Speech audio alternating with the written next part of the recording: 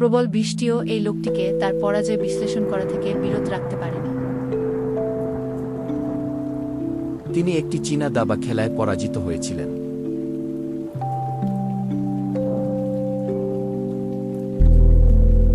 এরপর তিনি প্রায় 4 ঘন্টা সময় ব্যয় করে কি ভুল হয়েছে তা পর্যালোচনা করেন।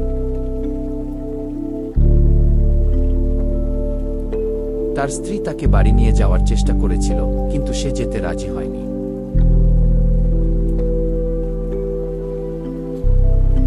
লোকটি অবশেষে রাত 9টার দিকে চলে গেল।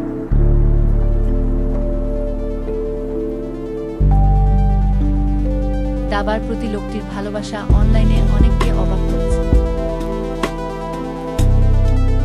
একজন মন্তব্য করেছেন, সে একজন প্রকৃত দাবা খেলোয়াড়। অন্যজন মন্তব্য করেছেন, জীবনের অর্থ এটাই, এমন একটি জিনিস খুঁজে বের করা